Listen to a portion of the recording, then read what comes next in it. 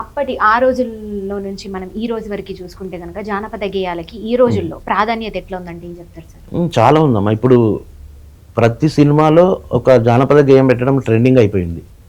ఇప్పుడు నిన్న మొన్నటికి బాసింగ బలాలే జానపదం ఎంత ఇట్లా ఉంది. నేను వాళ్ళని నీలపురి గాజులో నీలవేణి కూడా రీల్స్ వస్తున్నాయి. అంటే జానపదం ప్రజల మనసులోకి చాలా వేగంగా చూసుకొని పోతుంది. అట్లా అమ్మా.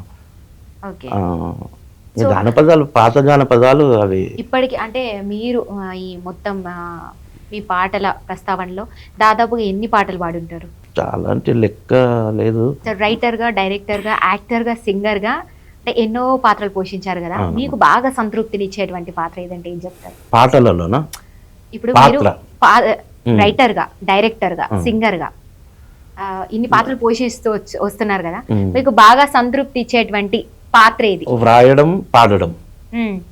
ఆ పాటలతో ప్రజల్ని మైమరిపించి వాళ్ళ గుండెలో స్థానం సంపాదించాలన్నది నాకు కోరిక. సంపాదించారు సార్.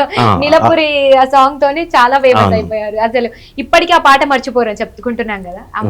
సో నిజంగా అందుకనే ఈ సందర్భంగా ఆ అవకాశం కల్పించిన కృష్ణవంశీ గారికి ఈ సందర్భంగా ధన్యవాదాలమ్మా.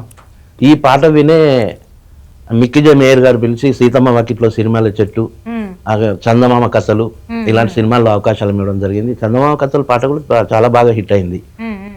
అట్లా నివురు సినిమాలో కూడా టైటిల్ పాడడం జరిగింది.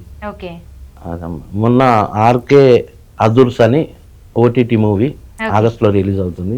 దానిలో కూడా ఒక పాట ఇంకా అది రిలీజ్ అవ్వలేదు కదా, సో అది చెప్పకూడదు. Dancer okay. మొత్తానికి తెలంగాణ వచ్చింది, కానీ ఉద్యమకారులకి న్యాయం జరిగిందంటే ఏం చెప్తారు సార్?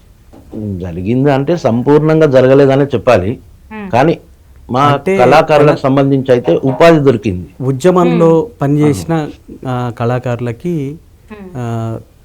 తెలంగాణ పార్టీ వచ్చిన తర్వాత, ఉద్యమ పార్టీ కేసీఆర్ గారు ఆధ్వర్యంలో వచ్చిన తర్వాత ఒక 550 మందికి ఉద్యమ కళాకారులకి జాబులు ఇచ్చిండ్రు. అయితే తెలంగాణ అంటేనే ఉద్యమాల కిల్ల. ఇక్కడ వేల మంది కళాకారులు ఉన్నారు. ఇక్కడ అంటే ఒక 550 మంది అని అంటే అది కరేపాకు లాంటిది నా దృష్టిలో. అంటే ఇక్కడ వేల మంది కళాకారులు ఉన్నారు. ఇంకా చాలామంది అద్భుతమైనటువంటి కళాకారులు తెలంగాణలో ఉన్నారు.